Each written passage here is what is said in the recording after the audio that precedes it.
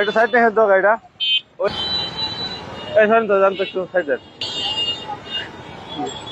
বইয়ে তিনজন কেন ভাই? তিনজন কলেজ যাচ্ছে। কলেজ যাচ্ছেন, বাইকে তিনজন ওঠা যাবে? ভাই কোথায় আপনাদের? কোথায় পড়াশোনা করেন? কিসে পড়েন? Second year. আপনি হেলমেট পরেন নাই কেন? হেলমেট সাথে থাকলে হবে না, পড়তে হবে মাথায়। প্রচন্ড গরম। প্রথম ফার্স্ট অফারে আপনি হেলমেট পরেন নাই, সেকেন্ড অফারে তিনজন উঠছেন। ড্রাইভিং লাইসেন্সটা দেখান তো একটু ভাই। ড্রাইভিং লাইসেন্স নেই? রেজিস্ট্রেশন কার্ড কই? এনআইডি আছে। এনআইডি কার্ড দিয়ে গাড়ি চালানো যাবে? আমি তো প্রাপ্তবয়স্ক। প্রাপ্তবয়স্ক হলেই গাড়ি চালানো যাবে এরকম কোনো কথা নাই। গাড়ি ড্রাইভিং লাইসেন্স, রেজিস্ট্রেশন এবং হেলমেট ব্যতীত আপনি গাড়ি চালাতে পারবেন না। রেজিস্ট্রেশন কার্ড আছে?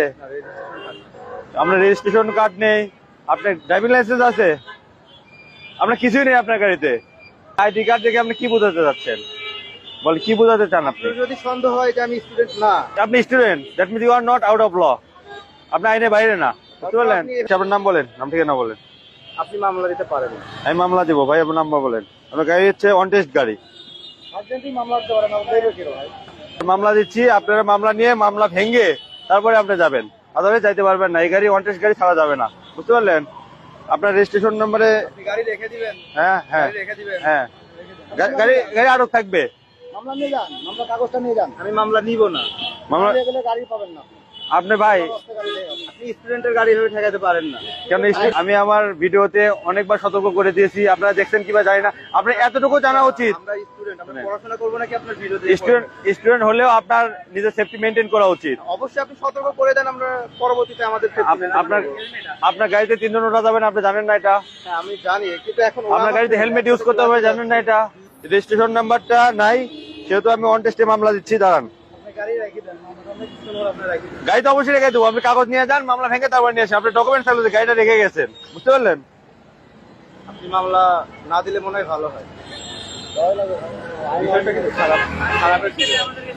কেন? কি কি খারাপের দিকে যাচ্ছে একটু বললে বুঝে। বললাম যে আমরা আমাদের ছেড়ে দিলে ভালো হয়। না ভাই, যেতে পারবেন না।